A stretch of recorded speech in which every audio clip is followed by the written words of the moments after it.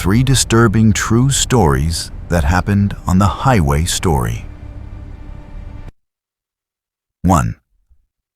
The trunk knocker. I drive trucks for a living. Have for about 15 years now. Cross-country hauls mostly. You see a lot of weird stuff on the road when you're doing overnight runs through the middle of nowhere.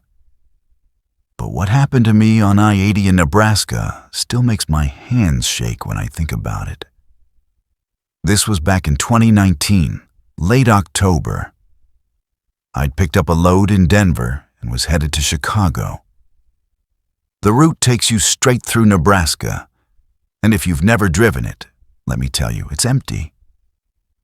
Miles and miles of nothing but darkness and the occasional truck stop. Around 2 a.m., I pulled into a rest area outside of North Platte. Just needed to use the bathroom and grab a coffee from my thermos. The parking lot was nearly empty, except for 2 other semis and a silver sedan parked way off in the corner by itself. I did my business, got back to my truck, and pulled out. That's when I noticed the sedan was following me. Now, cars pass trucks all the time. It's normal. But this one just sat there in my mirrors, maybe 50 feet back, matching my speed exactly. When I sped up, it sped up. When I slowed down, it slowed down. After about 20 minutes of this, I was getting annoyed. I figured it was someone falling asleep at the wheel, using my taillights to stay awake. I've seen it before. So I did what I usually do. I slowed way down to let them pass. They slowed down too. That's when I started getting nervous. I grabbed my CB radio to see if any other truckers were around, but the channel was dead, just static. I was completely alone on this stretch of highway with this car that wouldn't stop following me. Then they started flashing their high beams. On and off, over and over. My heart was pounding now. I thought about pulling over, but we were in the middle of nowhere. No lights, no exits, nothing. Just flat darkness on both sides of the road. So I kept driving and tried to ignore them. The flashing continued for another 10 minutes. Then it stopped. I checked my mirrors and the car was gone. Just vanished. I actually felt relieved for about 30 seconds. That's when I heard the knocking. It was coming from the back of my trailer. 3 loud bangs, then silence. Then 3 more bangs. I nearly swerved off the road. I grabbed my radio again. Breaker, anyone on this channel? I got a situation here. Nothing but static. The knocking continued. Bang, bang, bang. Pause. Bang, bang, bang. I was going 70 miles an hour. There was no way someone could be in my trailer. I'd loaded it myself, and it was sealed. But the knocking wouldn't stop. I saw a sign for a truck stop 12 miles ahead. I pushed my rig as fast as it would go, checking my mirrors every few seconds, expecting to see that silver sedan again. The knocking got louder, more frantic. When I finally pulled into the truck stop, I slammed on the brakes and jumped out of the cab. There were other truckers there, thank God. I ran to the back of my trailer, shaking, and checked the seal. It was broken. The door was still closed, but the seal I'd watched them put on in Denver was snapped clean in half. 2 other drivers came over when they saw me freaking out. We opened the trailer together. I don't know what I expected to find. A person, maybe, or something worse. The trailer was empty, completely empty, but scratched into the inside of the door in letters about 6 inches tall were the words, "Thank you for the ride." One of the other truckers went pale. He told me that back in the 80s, there were reports of hitchhikers who would hide in trailers at rest stops. They'd wait until the truck was moving, then bang on the walls to terrify the driver. Most of the time, when drivers opened the trailer, nobody was there. The hitchhikers would jump out while the truck was stopped at lights or intersections. But here's the thing that still keeps me up. At night, we were in the middle of nowhere for that entire stretch. No stops, no lights, no intersections. I never once slowed down enough for someone to safely jump out. I reported it to the police. They found nothing. No fingerprints in the trailer, no evidence anyone had been inside. The security footage from the rest stop where I'd parked showed my truck sitting there for 8 minutes. Nobody went near it. But that silver sedan, it showed up on the cameras too. It pulled in right after me, parked in that corner spot, and the driver got out. They walked toward my truck, then the cameras glitched for about 15 seconds. When the footage came back, the person was gone and the sedan was gone. I still drive trucks. Still take that route sometimes. But I never stop at that rest area anymore. And whenever I'm on an empty highway late at night, I check my seals obsessively. Because sometimes I still hear it. That knocking. 3 bangs. Pause. 3 bangs. And I know, somewhere out there, someone's still looking for a ride. Story 2. The Smiling Man. I was 19 when this happened. Fresh out of high school, working a dead-end job at a 24-hour diner off Highway 95 in Nevada. My shift ended at 2 a.m., and I had about a 40-minute drive home through the desert. It was a Tuesday night in July, so hot that even at 2 a.m. it was still 80 degrees. I clocked out, got in my beat-up Honda, and started the drive home like I'd done 100 times before. About 15 minutes into the drive, I noticed headlights behind me. Not unusual. Highway 95 connects Vegas to Reno, so there's always some traffic, even at night. But these headlights stayed exactly the same distance behind me for miles. I turned up my radio and tried not to think about it. But then I went around a curve, and the headlights were suddenly much closer. Close enough that I could see it was a van. Dark colored, maybe black or dark blue.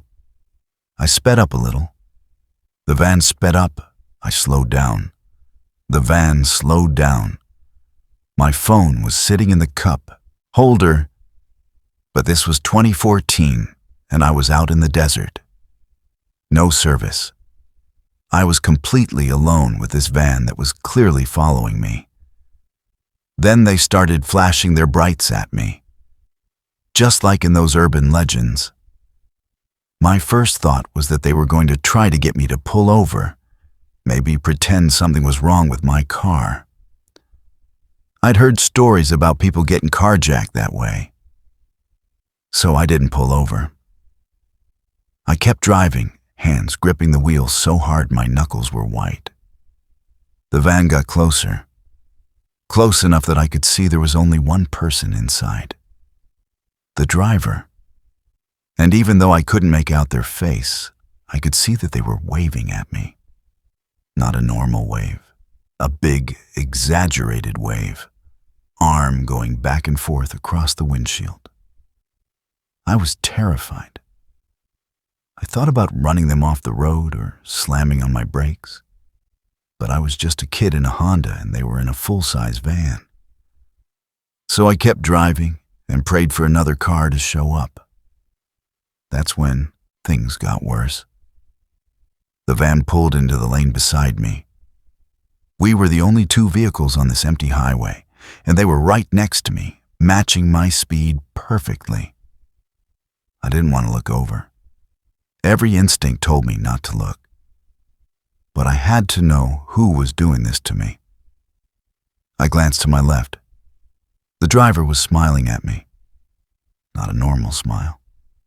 The biggest smile I've ever seen on a human face. Like their mouth was stretched too wide, showing all their teeth. And they were staring right at me, not even watching the road. I screamed and slammed on the gas. My Honda wasn't fast. but I pushed it to 90, then 95. The van kept pace for a few seconds, and I could see the driver still smiling, still waving. Then they dropped back. I didn't slow down. I kept my foot on the gas until I saw lights up ahead, a gas station. I'd never been so happy to see fluorescent lights in my life. I pulled in, parked right in front of the window where the cashier could see me, and looked behind me. The highway was empty. No van, no headlights, nothing. I sat there shaking for about 20 minutes before I went inside. The cashier was this older guy, maybe 60, and he could tell something was wrong. I told him what happened. He didn't seem surprised. He said that every few months someone comes in with a story about a van following them on that stretch of highway. Always late at night, always the same description. Dark van, single driver, smiling and waving. He said most people think it's just someone trying to scare people. But here's the part that made my blood run cold. 2 years before, a girl around my age had been found dead on the side of Highway 95. She'd been reported missing after her shift at a different diner about 30 miles from where I worked. They found her car abandoned with the driver's door open. No signs of a struggle, no evidence of what happened. But witnesses at a gas station reported seeing her talking to someone in a dark van about an hour before she disappeared. They said she looked scared, but the person in the van was smiling. They never found who did it. Never even found the van. The cashier told me I should file a police report. I did. The officer who took my statement said they'd had similar reports, but nothing they could act on. No license plate, no clear description of the driver, nothing. I quit that job the next week. Told them I was moving back in with my parents in California. I couldn't drive that highway anymore. Couldn't handle the thought of seeing that van again, that smile in my rearview mirror. But here's the thing that still haunts me. About a month after I quit, I was talking to one of my old co-workers. She told me that another server, a girl who'd taken over most of my shifts, had quit too. She wouldn't say why, just that something had happened on her drive home. I found her on Facebook and messaged her, asked if she was okay. She responded with 3 words. He's still smiling. I never wrote back. I didn't want to know. That was over 10 years ago now. I've moved on, built a life far away from Highway 95. But sometimes, late at night when I'm driving home from somewhere, I check my rearview mirror a little too often. And if I see headlights that stay the same distance behind me for too long, I take the next exit. Because I never want to see that smile again. Story 3. The Endless Exit. This happened to me and my girlfriend in 2021. We were driving from Portland to Seattle, taking I-5 north. It's a drive I'd done dozens of times. Straight shot, easy route, nothing complicated. We left around 9 p.m. because my girlfriend Jess had work the next morning and we'd spent the weekend in Portland. The plan was to drive straight through, get home around midnight, and get some sleep. Everything was normal for the first hour.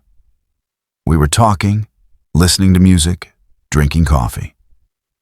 Just a regular night drive. Traffic was light, mostly trucks and a few other cars. Around exit 57, just past Centralia, Jess said she needed to use the bathroom. I checked the GPS for the next rest stop. It showed one coming up in about 8 miles. We drove and drove. The exit signs ticked by, 58, 59, 60. But we never saw the rest stop. Jess was getting uncomfortable, so when we saw a sign for exit 63 with a gas station symbol, I took it. The exit ramp curved off into darkness. No lights anywhere, which was weird, but I figured the gas station must be just off the highway. We drove down a 2-lane road. Trees on both sides, no buildings, no lights, nothing. After about 2 miles, I was ready to turn around. That's when we saw a sign.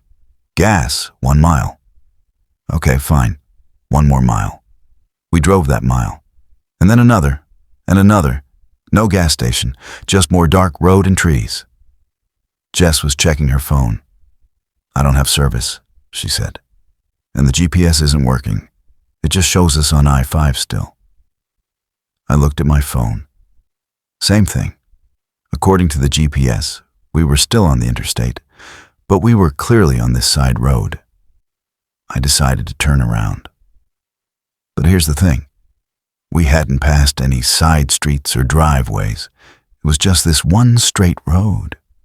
So I did a U-turn right there in the middle and started heading back. We drove for what felt like 10 minutes. We should have hit the interstate by now, but we just kept passing trees. The same trees, it felt like. The road looked identical in both directions. This doesn't make sense, Jess said. She was scared now. I could hear it in her voice. We've been driving way longer than it took to get here. She was right. We'd driven at least 5 or 6 miles back toward the highway. We should have seen it by now. I sped up.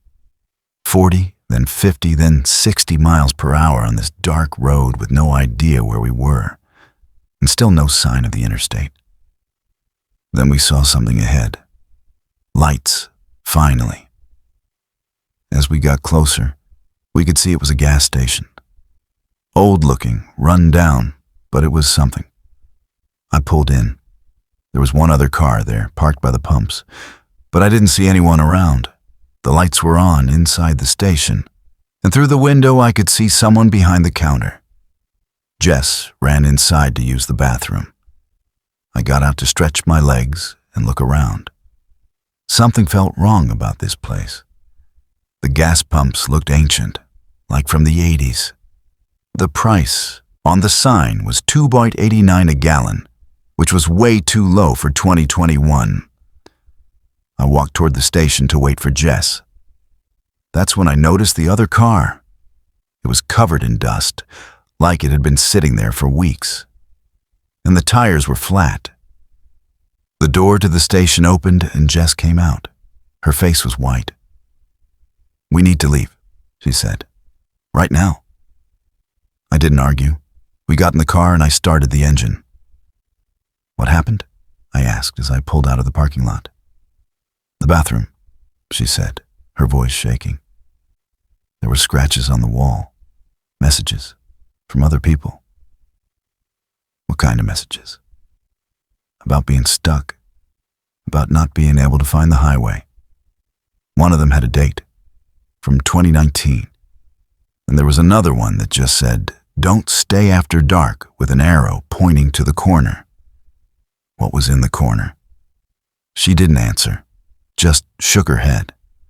I drove back onto the road, the same direction we'd been going when we found the gas station. I figured if we just kept going, we had to hit something eventually. We drove for another 20 minutes. No highway, no signs, just that endless dark road. Jess was crying now.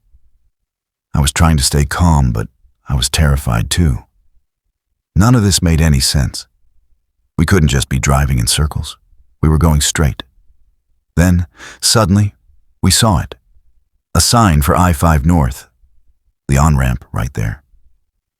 I've never been so relieved in my life. I took that ramp and merged onto the interstate. Everything looked normal. Traffic, lights, mile markers. We didn't talk much for the rest of the drive. When we got home, we looked up that exit on the map. Exit 63. It exists. But according to Google Maps, there's nothing there. No gas station, no side roads. Just the exit and the on-ramp. I tried to find that gas station on satellite view. Zoomed in on every road near that exit. Nothing. No building, no structure, Nothing that matched what we saw. A few weeks later, I was telling a coworker about it. He got quiet, then told me his brother had a similar experience on I-5 a few years back. Took an exit at night, couldn't find his way back to the highway for over an hour. He said when he finally got back on the interstate, his gas tank was nearly empty, even though he'd filled up before the exit. I checked our gas after we got home that night. We'd left Portland with a full tank. When we arrived in Seattle, we were at a quarter tank. That drive should have only used half a tank at most. I've driven that road a dozen times since then, always during the day. I've never taken exit 63 again. I don't care how bad I need gas or a bathroom, because I don't know what that place was. And I don't know what would have happened if we'd stayed at that gas station longer, or what Jess saw in that bathroom corner that she won't tell me about. All I know is that some exits don't lead anywhere you want to go, and some roads just keep going, no matter how far you drive. We still take I-5 to visit Portland. But now, we fill up before we leave, and we don't stop. Not for anything. Not until we're well past exit 63. And sometimes, late at night when I'm driving, I see other exits with no lights beyond them. Dark ramps leading into nothing. And I wonder how many of them are like exit 63. I wonder how many people have taken them and never found their way back.